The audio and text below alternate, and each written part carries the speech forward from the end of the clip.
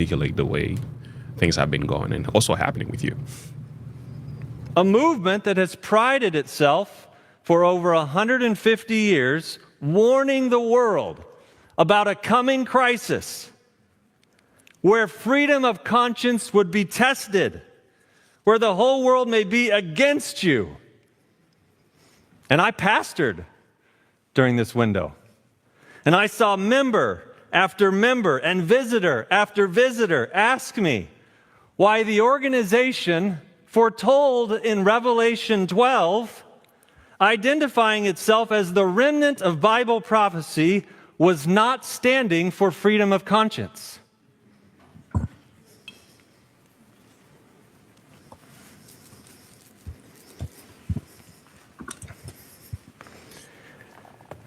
Seventh Day Adventists let the world down.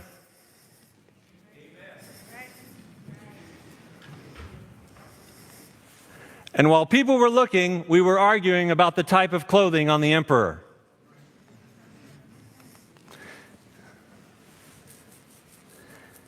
And then something hit me in all this. Sometimes you have to go into it, that the prophets aren't on the payroll. The prophets have never been on the payroll. There's a reason why I am all in on entrepreneurship.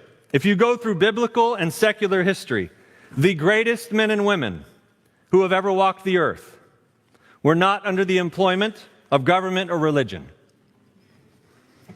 Men and women like you and I, Moses, Elijah, Deborah, John the Baptist, the Reformers, Gutenberg, and I'd add a few names, but they might get me in trouble in this town. Men and women who spoke truth to power. They were not on the payroll of the church or the state. And I believe God calls us to be entrepreneurs, perhaps for the sole reason of giving us the freedom and the privilege and the responsibility to speak truth to power. The role of the ancient prophets was to say and do hard things. That was the main role, far more than just telling you about a future that wasn't there yet. The Bible speaks to this identified role of a watchman, someone who's called to protect and to speak up. In Ezekiel 33, Son of man, give your people this message. When the watchman sees the enemy coming, he sounds the alarm to warn the people.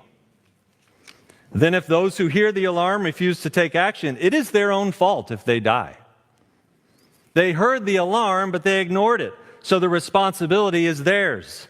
If they had listened to the warning, they could have saved their lives. But if the watchman sees the enemy coming and does not sound the alarm and warn the people, he is responsible for their captivity.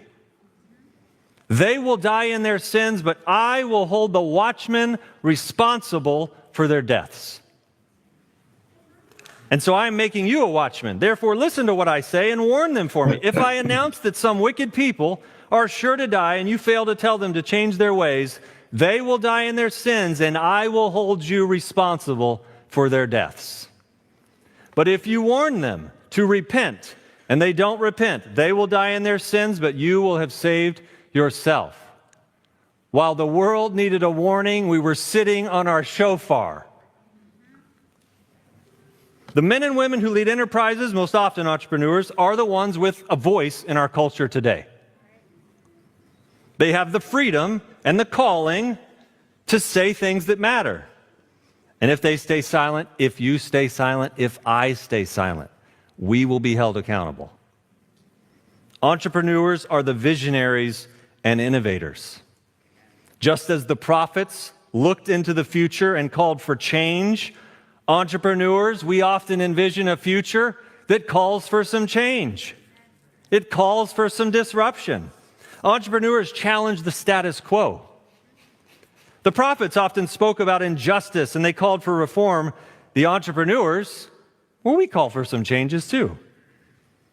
Entrepreneurs have this ability to do some transformative